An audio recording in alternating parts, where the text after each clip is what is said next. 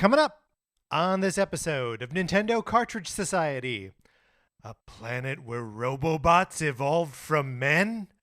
There's got to be an answer. It's dangerous to go alone, so the Nintendo Cartridge Society goes with you.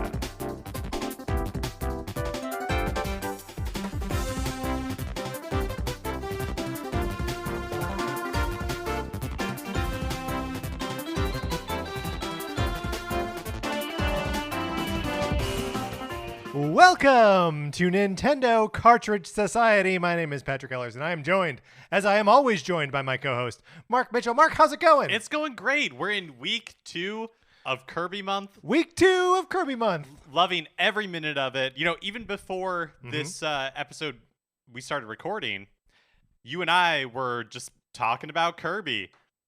Yeah. We were listening to Kirby music, sharing our favorite Kirby music. It's just infused our entire lives. I love it when we can do one of these months of shows where we can just sort of like turn all of our... Look, I had someone text me the other day saying, hey, are you playing Elden Ring? And I was like, what? No, I'm playing Kirby.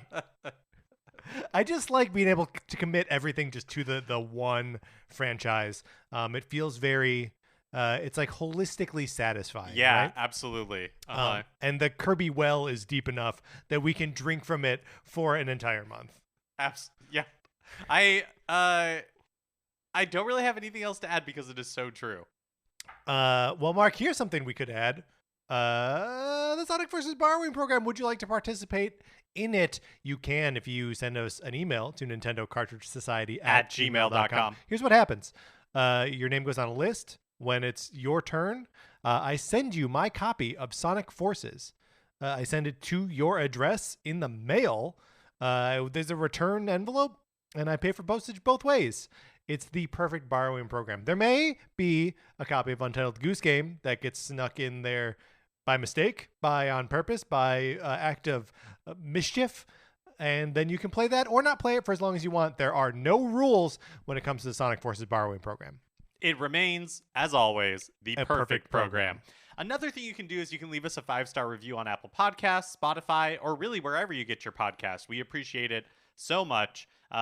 We say it twice a week. We mean it both times. We genuinely appreciate it. Thank you to everyone who has left us a review. If you leave us a review on the US Apple Podcast Store, we can see it, and so we'll give you a shout out on the show. If you leave us a review anywhere else or you share the show some other way, definitely let us know. Hit us up on Twitter, send us an email. We would love to give you a shout out. Mark, is there anything else that you say twice a week that is true? I mean, oh boy. It's hard to think of things you say only twice a week, but you do predictably say twice a week. Yeah, just twice a week. Yeah. No, I don't think so. I think this is it. This is the only one. This is the only one. This is the only one. As of course everyone is at this point well aware, it is Kirby month. Today we are discussing Planet Robobot. But next week we are going to be determining the top 10 Kirby sub-games, all those little mini-games. On the 24th, we are going to be playing weird Kirby games featuring Kirby's Dream Course. So calm down, everyone who wanted us to play Kirby's Dream Course. We're gonna. Yeah, I really feel like it's, if you were looking at a movie poster that is weird Kirby games, it'd be all of them. And then at the very end, you know how like sometimes stars have like a special shout out? Sure, yes. I think it would be like... And Samuel L. Jackson as... Exactly. Special Agent Kirby's Dream Course. Precisely. Yes. But I also just want to I'm going to tip a little bit of my hand on the weird Kirby games. Kirby's Block Ball. Patrick, at 8 a.m. on a Saturday morning. Yes. Text me urgent. And followed by 3 sirens. Yeah, and then these are the longest seconds of my life. I'm like anticipating. I'm like, what is the cause of this? Like we will text each other early when like there's a Nintendo Direct announced or something. So I'm just on pins and needles. What am I about to bombard Mark with? Is it good news? Is it bad news? Whatever it is, it's big. The third text finally comes through. This Kirby game is great. You've got to pick it up. I stand by I said Kirby's block ball is excellent and it's $2.99 on the eShop. That's what I texted you. And you responded, the few seconds between your first message and the follow-up were the ultimate cliffhanger, to which I responded, all caps, Mark, I mean it. It's a good game. We're going to talk about it in the Weird Kirby Games Week, which again is March 24th. And then on the 31st, we are going to be discussing the new Kirby game, Kirby and the Forgotten Land. But Mark, in the meantime, we've got a little question on Twitter. I don't have it up. Mark, if you could pull up exactly what the question is, how the question is phrased. It's a perfect Kirby month question, and I remember the gist of it, but I want to make sure that we get it all right. It comes from Omnijake, who asks, question, since it is Kirby month, what's your favorite copy ability? Mine's staff. Ooh, thank you, Omnijake, for the question. It's a great question. I got to say, not staff for me. Just right off the bat, not the staff. Mark, what are your go-tos, or what do you think your favorite is? So my favorite is hammer. I really like hammer. I think there is something very satisfying about swinging the hammer, about hitting things with the hammer. There's like a good amount of connection that happens that for whatever reason, like the visual of Kirby hitting something, it just feels satisfying. It does feel satisfying. And I think it's like I don't know how Kirby copy abilities are balanced, right? Like, do you think they're all neither. Like in some way equal, or no? Because I think some of them deal more damage. Some of them are just bad. Some of them are just bad. Like sleep is just bad, right? But hammer feels powerful. Hammer always good. It's got no range. It's got no range. But look, there's also, I love stealing the hammer from that hammer guy. Yes. That's so satisfying. Hammer was my first thought of like it's my favorite ability, but because you picked it, I'm gonna pick a different one that I am sure it must be in other Kirby games, but I became most familiar with it in Planet Robobot here, is the ESP ability, where you make like a ball of energy like just float around and you can control it, and you can either do that or teleport yourself in a very like Ness in Super Smash Brothers kind of way. It's just very I like that ability a lot. All right. So thank you, Omnijake. Thank you for giving us your favorite copy ability, staff. I think you're wrong, but it's good to have your own opinions. You're not wrong. You're not wrong. I'm sorry. Mark was giving me a look like I shouldn't tell. Well, we can't say that he's wrong, right? Because it's his opinion. Their favorite. Right. Yeah, we're not. Yeah. He didn't ask what the best was. That's a great point. I just don't care for it personally. I like the rock, even though I know it to be like kind of it has limited functionality. I just like flying over enemies' heads and turning myself into a rock. Yeah, I like rock as well. All right, Mark, let's get into it. Let's discuss Kirby Planet Robobot.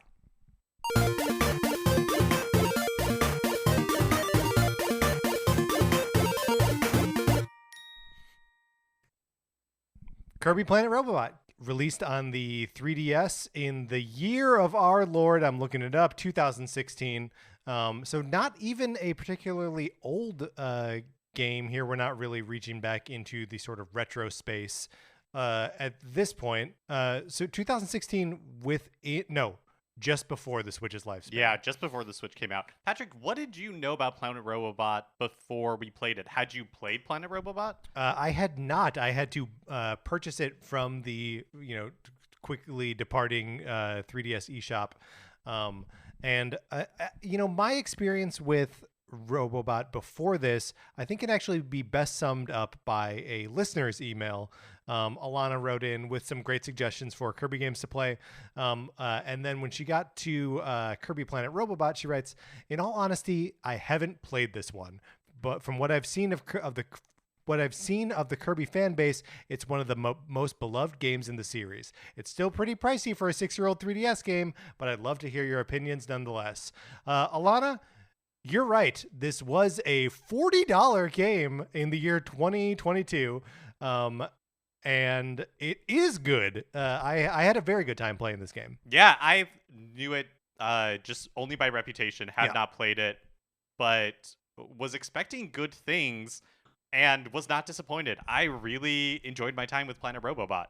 Yeah, as did I. How would you like to approach our discussion of this game?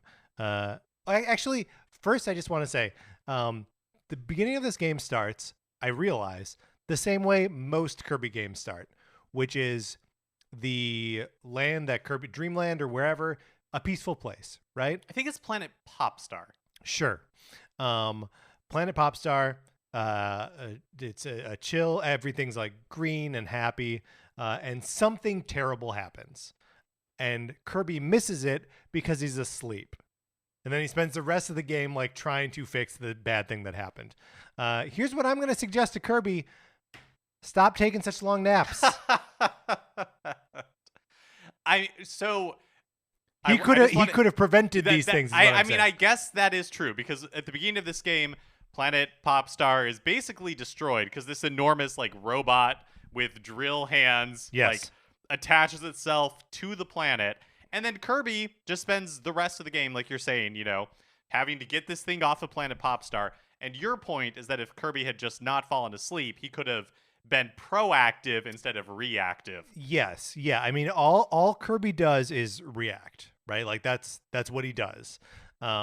He doesn't take any like proactive action to either protect Planet Popstar or go out and attack these enemies preemptively. So I'm not saying that's the most moral choice that he could make. I mean, basically what we're and maybe I don't know. We'll have to think about this. But if we wanted to follow this through, if we were keeping a month-long tally of like pros and cons to Kirby being our life partner, this would probably be a con. Yes, because Kirby, and by the way, we should do this for every theme month. We should actually go back and retroactively do it for Super Nintendo games. Yeah, and what if Pit is your life partner? What if Mr. Game & Watch? We'll do it. It'll be great. But yeah, one of the downsides is that Kirby, he will let you die, but then avenge your death. Yeah. I don't want to die, Mark. I don't want to die. Mixed bag. One of the things that sets this game apart from other Kirby games is the inclusion of the Robobot armor suits that Kirby can inhabit. You just sort of encounter them in the levels. There's no way to like go into a level with the suit, and it really it tells you when you're getting in one and when you're getting out of one. So it's really just like there are parts of the levels that are designed to be played a little bit differently. But how did you feel about the Robobot armor? Yeah, I mean, the Robobot armor I felt like was the perfect example of what this game is really good at, or what I really enjoyed about this game, is it is very much in the formula of a classic Kirby game, but it just makes small like changes to it or introduces like a couple of fun ideas that sometimes I wish those ideas were around longer. Sure. But nothing really outstays its welcome. It's like you're in the robot for a little bit, you're using it for its abilities, and then you're out of it and you're doing like classic Kirby stuff. And it keeps the game feeling like new and interesting, and that you're not doing the same thing for too long. Because this is not a very long game. No, I played it over the course of a weekend. And like most Kirby games, it's not particularly challenging, but there's so much variety in what's happening in the and the other thing that I think is really good about this game is it takes a lot of the classic Kirby design and then gives it some weird, like, everything is like cyberpunk. Yes, but like a very clean cyberpunk. Yeah, a very silly cyberpunk. Like there's like those little pink flying enemies that I would have never in a million years guessed were called Bronto Berts. But they kind of look like Kirby's with wings a little bit. Oh, yeah. And in this, it's like those classic Kirby enemies crossed within the Book of Boba Fett on Disney Plus. Those like cyborg, like augmented people. Yeah, the mods. That are they ride like the hover bikes. It's like a cross between the two. Like these Bronto Berts in Planet Robobot have like an eye cyborg thing. Yeah. They're modified in some way. They're all tripped out like they're in Cyberpunk 2077 or whatever. Yeah, and there's like the classic, like what you would expect. There's the the tree boss that shows up in every Kirby game. Right, but he's like a mech. Yeah. Or it's he's also like a cyborg, right? Because there's like the top half of him appears like tree, and the bottom half is like roots and stuff. But like in the middle, he's a robot. Yeah, it's just pretty terrifying. It's just really funny. One of the other things that I really appreciate about the inclusion of the Robobot armor is that, like you say, it is something new and something kind of old at the same time, in that it uses copy abilities in the same manner as Kirby does normally, but with radically different results. Yes. So, for example, the rock, which I mentioned earlier as one of my favorites, even albeit like a sort of useless copy ability for Kirby, it takes on a whole different functionality when you copy it as the Robobot. As the Robobot, it gets these like giant fists that can like punch through stuff that a normal Robobot wouldn't be able to. And the same with like the sword, instead of having the sort of like variety of sword techniques, he just has like one sort of like vertical swipe. I found that to be a really compelling like alteration on the transformations that the copy abilities afford regular Kirby. Yeah, I like that too. I also just was really delighted by the way that when you're in the Robobot suit, you scan abilities. Yeah. Like you don't inhale them, you like scan them like you're RoboCop. Yeah, that's right. Or like the T-1000, right? Yeah, yes. Just getting all the information about them, and then you know how to do whatever they were doing.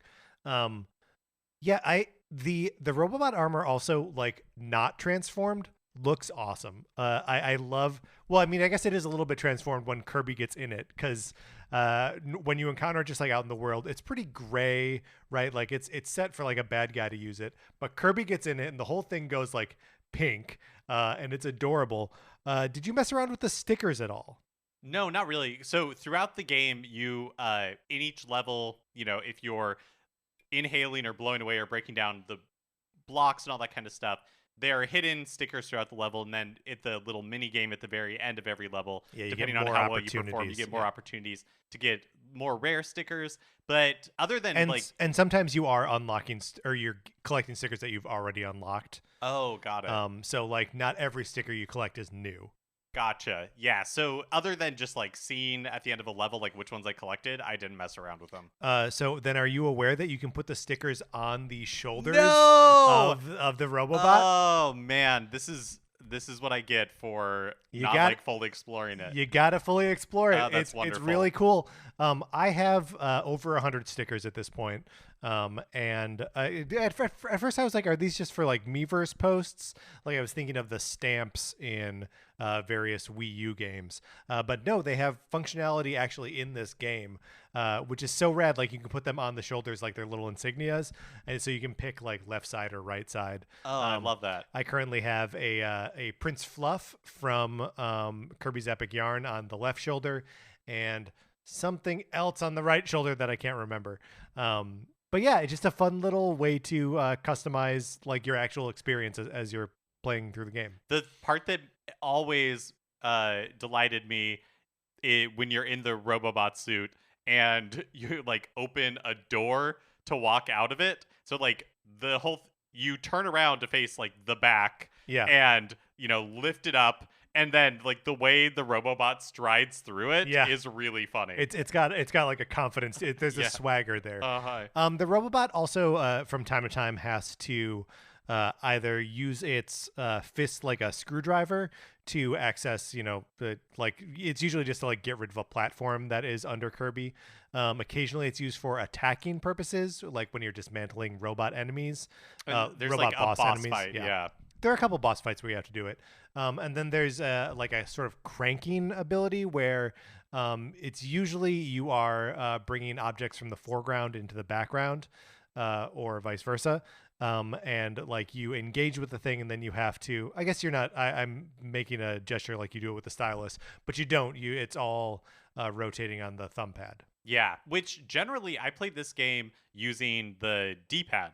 And so Oh, that's like funny. I had to like switch it up when I was going to use the circle pad in order to like rotate, because you have to make that gesture. I don't think there's a way to do it with the D-pad. Yeah, I believe you're right. I ended up playing most of this game with the Circle Pad Pro. No, not Pro. Circle Pad Pro is something different. The Circle Pad, and not the D-pad. Even though like with a platformer, that's usually my go-to. This game did a good enough job, and this is sort of the next unique point, and I think the thing that is maybe the more impactful unique point about this game than the Robobot armor.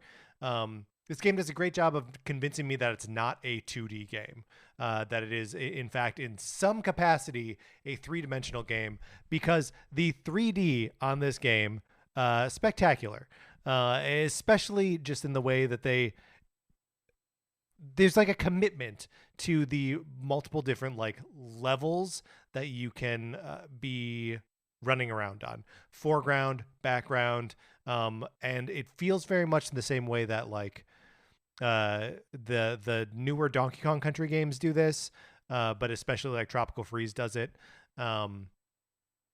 Obviously, I think of I say obviously, but it's obvious only to me. The Wario Land game on Virtual Boy does a lot of that, and I just think the 3D effect feels so good. I played most of this game with 3D on. Me too, which is really rare for me. Normally I play with 3D off, but a lot of the levels, the like variety in location was really fun, Mhm. but they really use 3D well throughout the game and in like the level design. So not just, Kirby bouncing from the foreground to the background, but also like in the second world, there's a level where Waddle Dees are like driving I cars love this. and like buses and trucks from the distance. I have so many questions.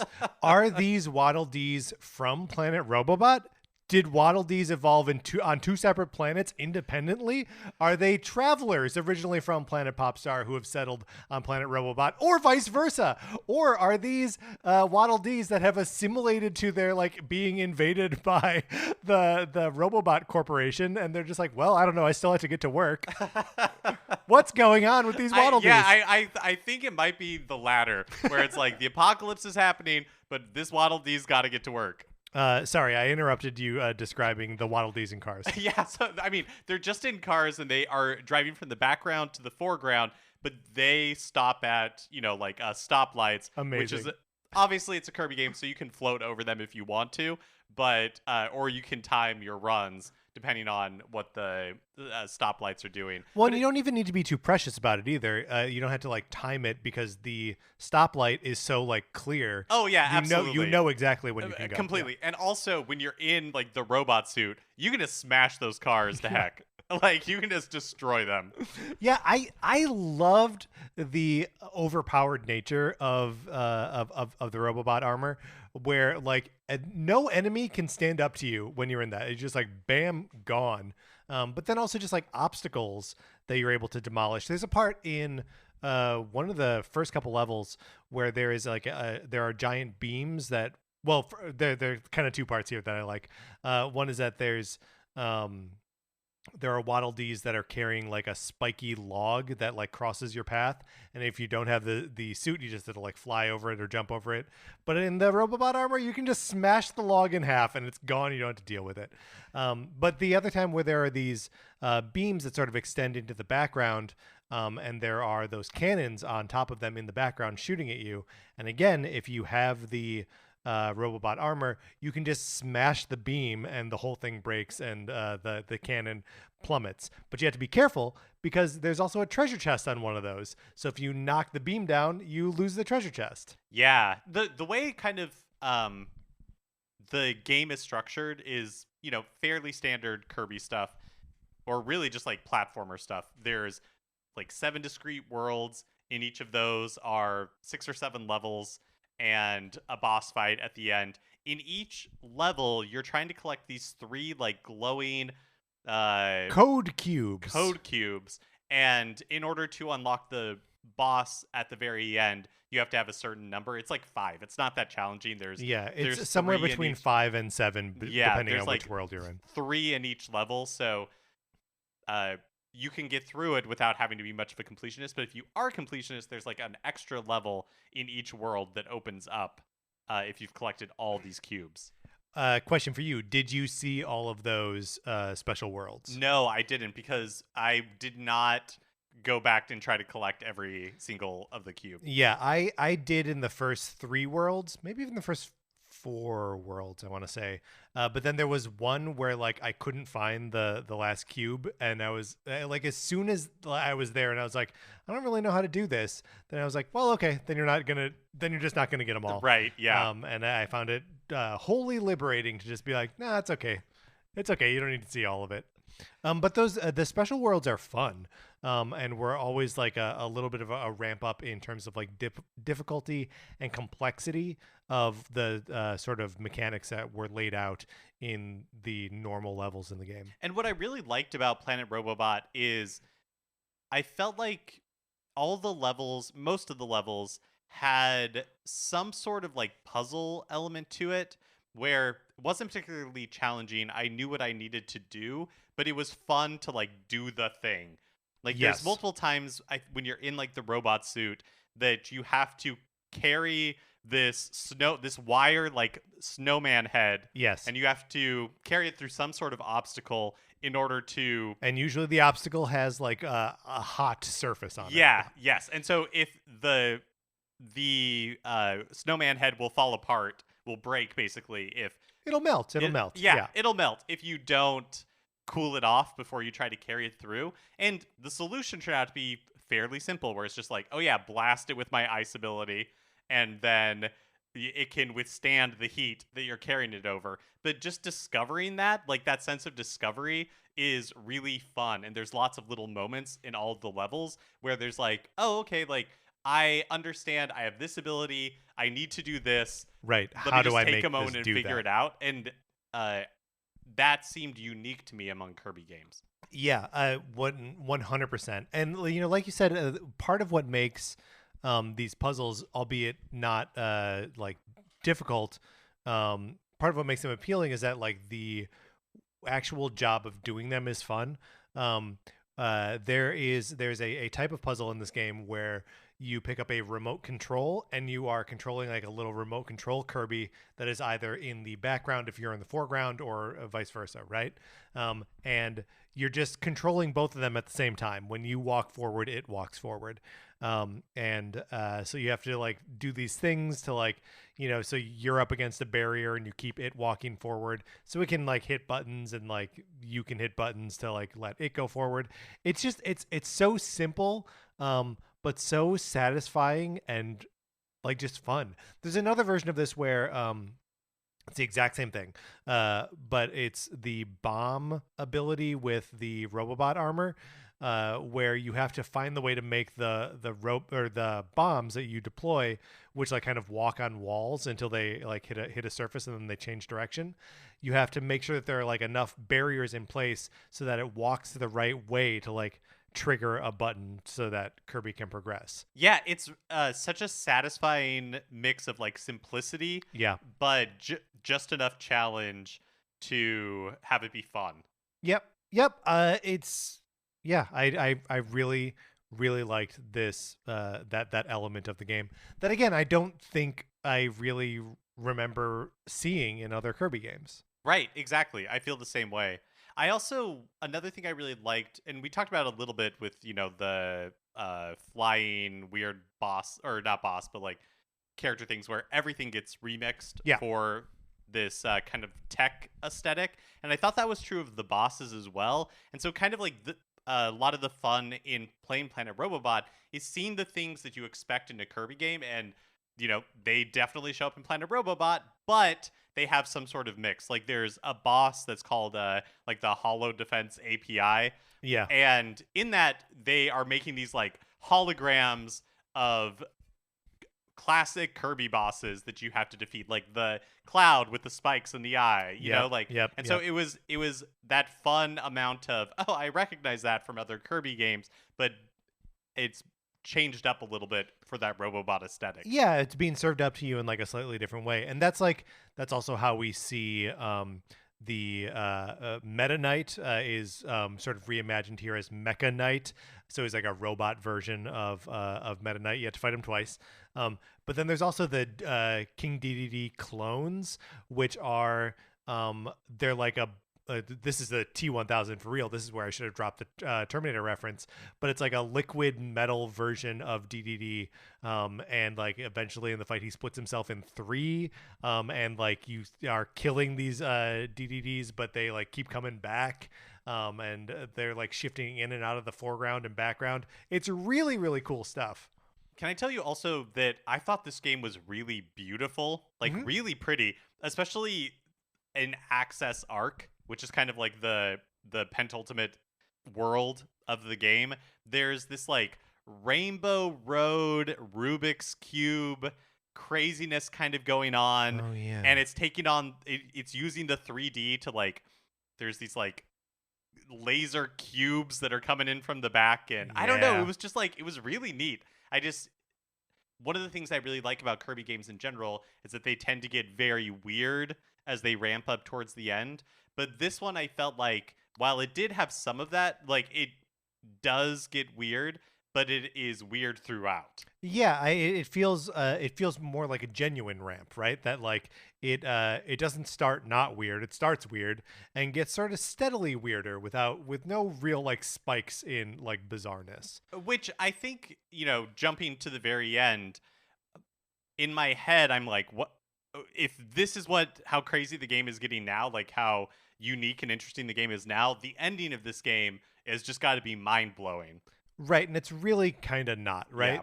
Yeah. So as soon as you are like aware of the like shape or like a personage behind the threat presented by this spaceship that has conquered your planet, your first real sense is that it is Susie, a robot-like creature who is working for President Haltman, who is the president of the Robobot Corporation. Yeah, it's like Haltman Works Company. Yeah, that's right. And Susie, you meet her a couple times, and she taunts you like every time, and then throws a boss enemy at you. That's how you meet the Mecha Knight and the DDD clones. And she gives like a little speech at the beginning of the first time you meet her, where it's like, you guys aren't using like the resources of your planet correctly, and so we're here to like, yeah. I guess this will be full-on spoilers for the story of Planet Robobot, which frankly I didn't need any of the dialogue in this game. Same. She could have just been there like acting menacing, and it would have been fine. It's especially confusing because there's like she's a like corporate espionage spy or something that she's trying to steal the Robobot. What is it? What is the name of like the Robobot Matrix, or like the AI that's actually in control of President Haltman? I can't remember. Access Arc? Maybe. No, Access Arc is well, I don't know. I mean, none of it matters. Access Arc is a vast mothership in the Kirby series that serves as the headquarters of the Haltman Works Company. So no, I am wrong. I think I mean.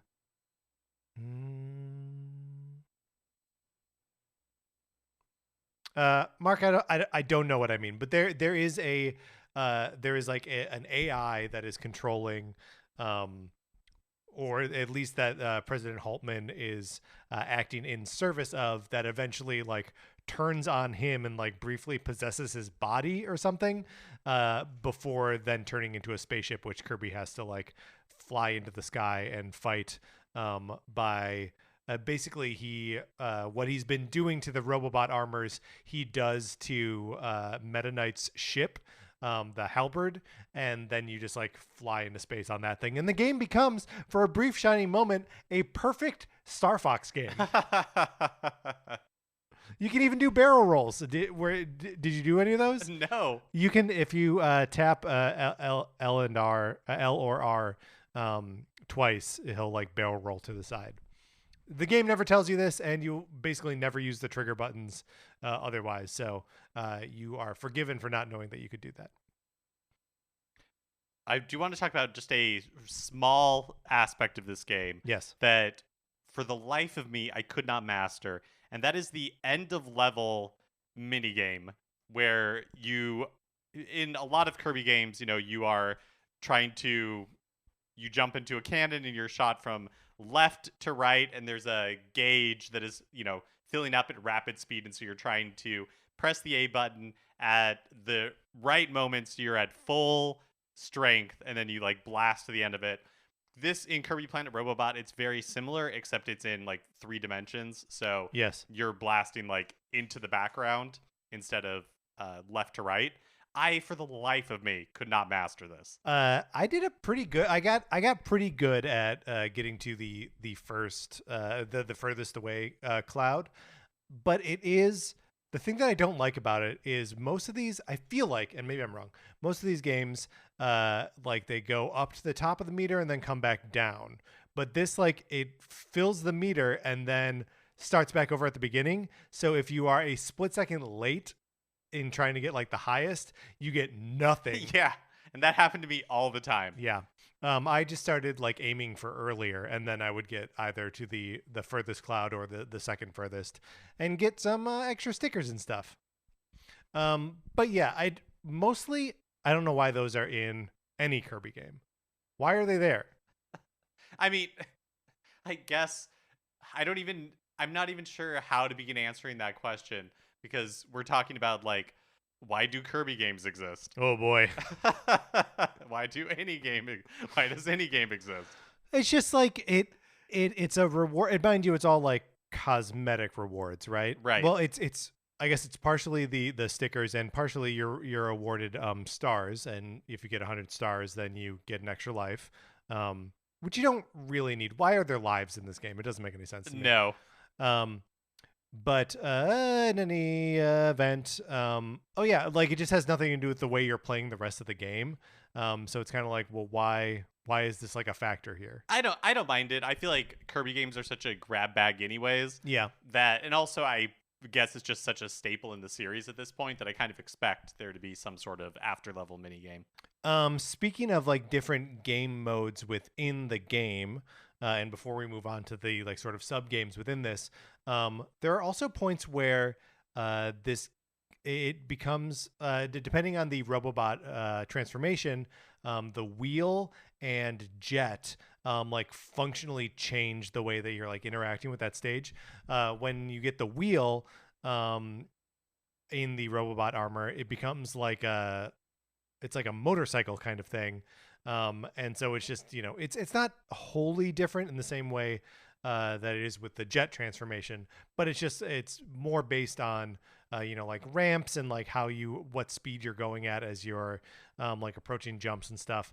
But the jet turns the game into like a side scrolling shoot 'em up. And those are delightful. They are, yeah. I loved every time we had to do that.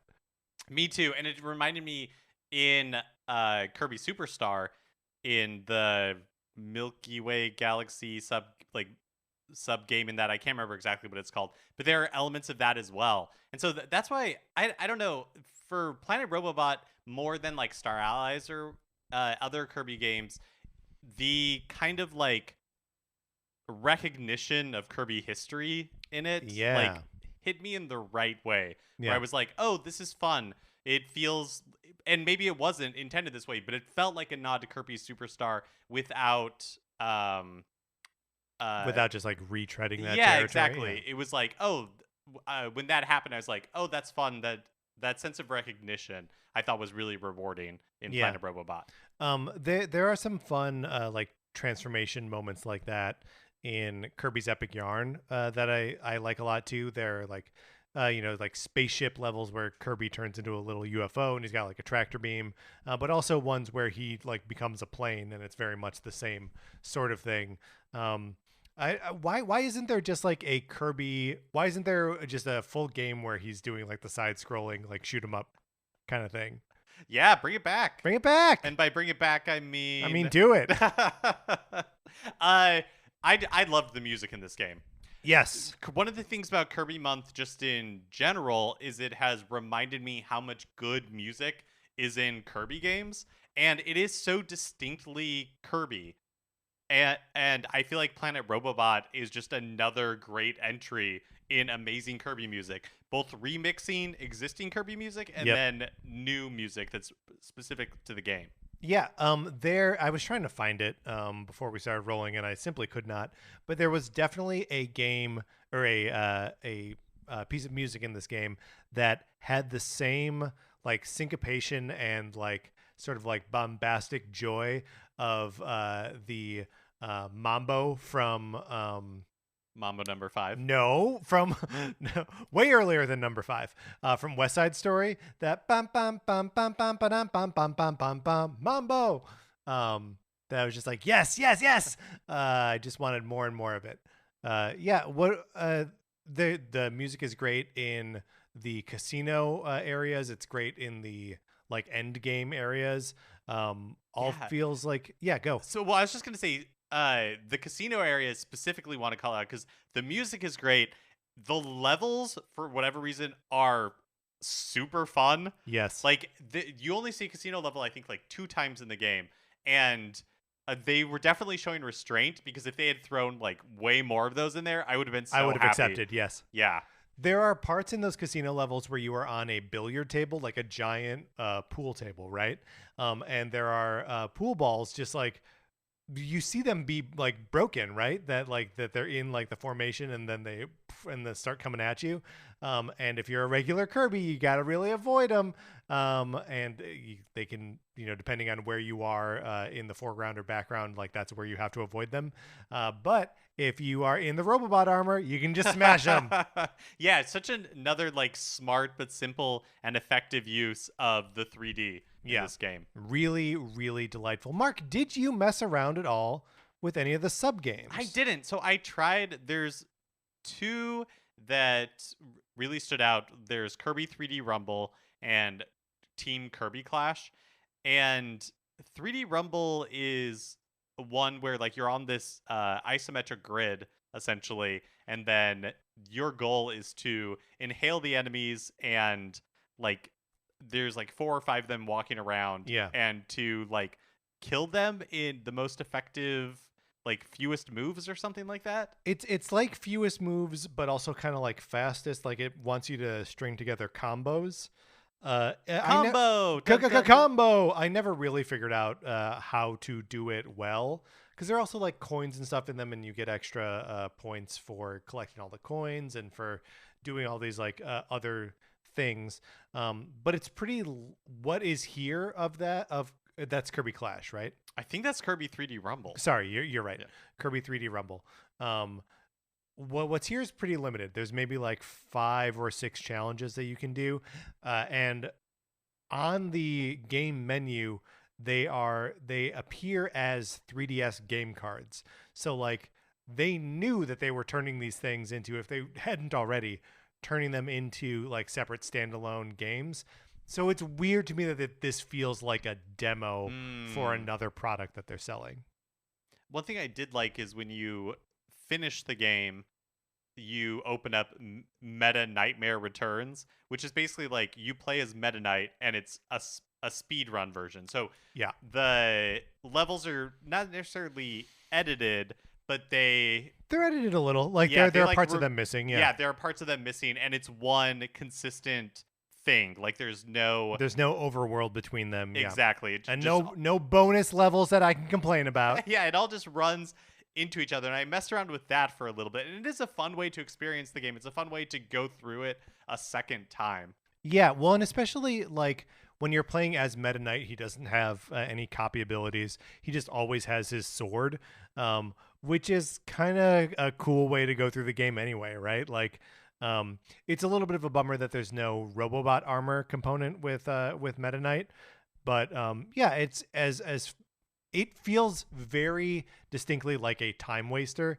I think I will revisit this next time I'm on a plane and I'm like, what the hell am I going to do for another like hour before this plane lands? Like, oh yeah, I'll just like mindlessly grind through some Kirby levels as Meta Knight.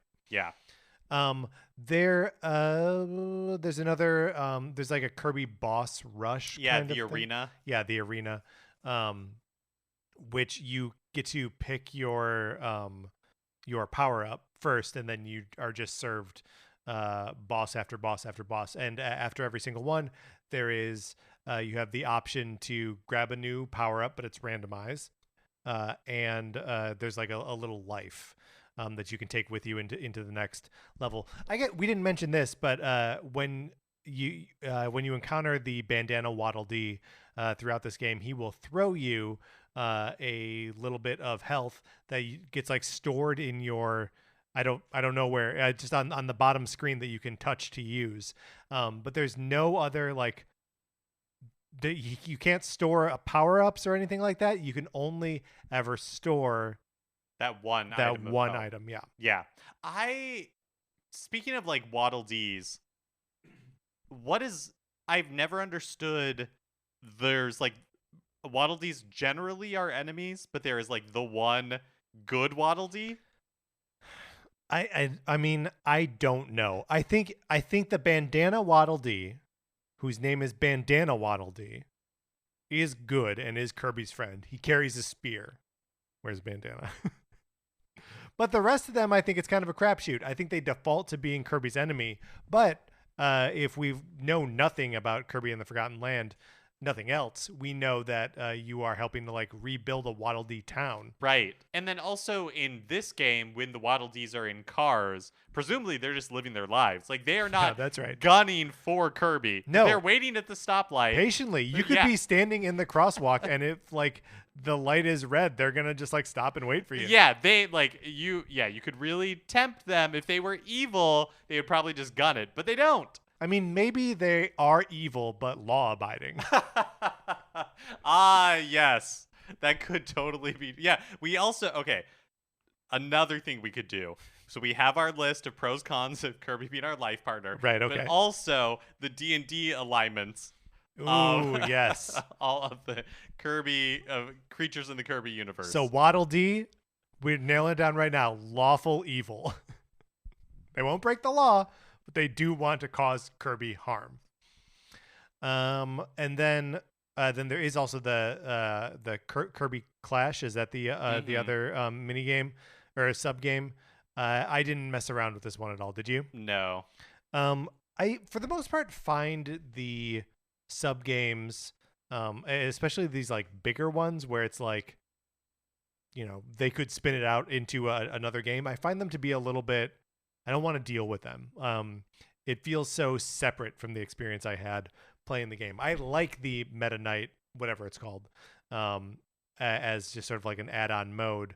But the other modes, I don't know. They stress me out. I don't want them. Yeah, and like you mentioned, this is another one that they spun out into its own game. The premise is kind of cool. So it's more like an RPG where up to 4 players can band together and you're fighting against bosses using copy abilities.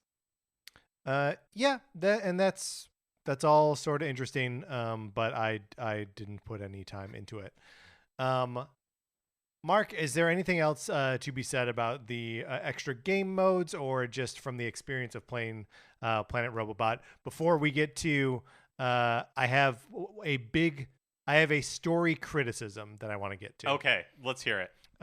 So Mark already said that, Susie, the secretary or assistant or whatever of the Haltman Enterprises or Haltman Industries or whatever it is, that she lays out that like you people on Planet Popstar are not appropriately appreciative of the resources that you have access to on this planet. She eventually has this weird anti-heel turn, face turn, I guess. And the President Haltman goes nuts towards the end of this game and is like just shouting at you because he can tell that the writing's on the wall. Kirby's going to defeat him. And he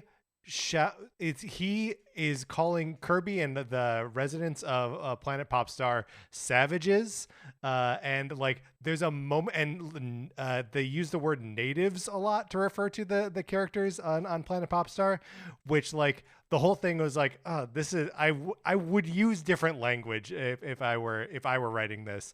It just seemed a little bit on the insensitive side to be throwing around savages like that. Yeah, I thought it was weird. I thought this whole thing with the Haltman Works Company was just bizarre. It was weird.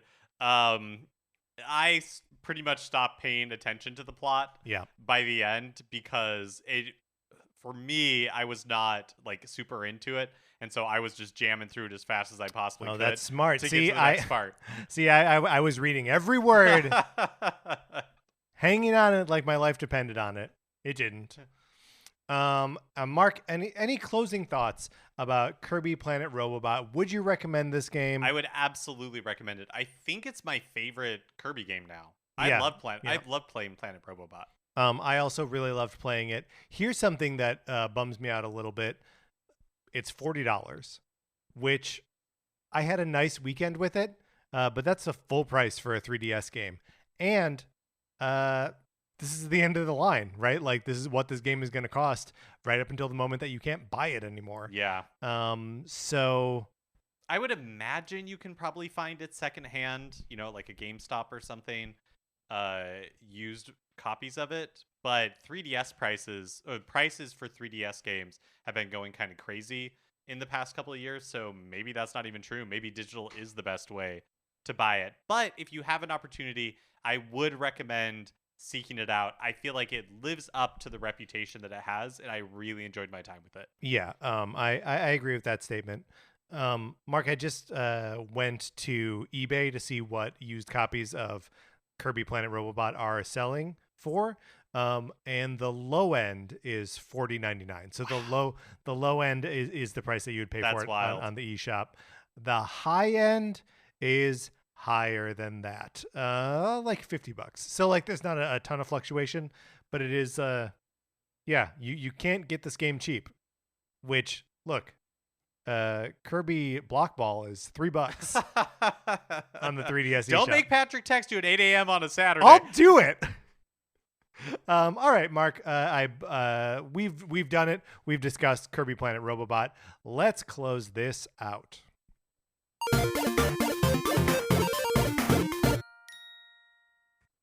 All right, that's going to do it for this episode of Nintendo Cartridge Society. Remember, please rate, review, and follow us on Apple Podcasts or on Spotify or any place where you can rate, review, or follow us. If you like the episode, please share it on Facebook or Twitter or wherever you share things. Mark, what's the strangest place you share a thing? Like a corkboard at the rec center? If I'm feeling really crazy. Yeah, you just like put it up there and people learn to play guitar from you or something. You take that little slip, call your phone number. You can follow us on Twitter. I'm at Patrick_Ellers. Mark is at MKE Mitchell, and the show is at Nin Cart Society. We also have a Facebook page, which is just Nintendo Cartridge Society. Olivia Duncan made our logo. Our theme music is provided by 8-Bit Betty. You can get more of his music by going to 8bitbetty.com or by listening right now. For my co-host, Mark Mitchell, this is Patrick Ellers saying thank you for listening.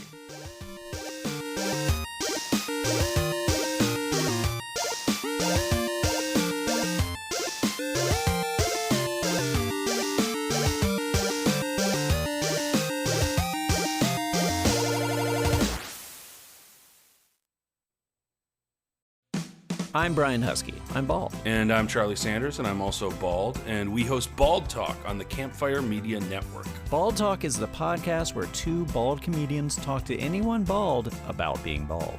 But this show isn't just for baldies, Brian. Harrows will love it too. Bald Talk gets into vulnerability, vanity, insecurity, and self-acceptance, reminding us that we all have our respective bald spots. Not that bald spots are a bad thing. No way. I mean, my entire head is one big bald spot.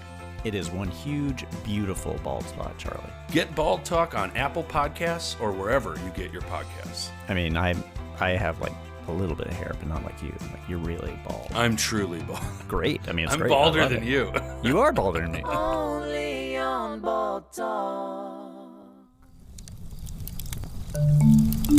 Campfire.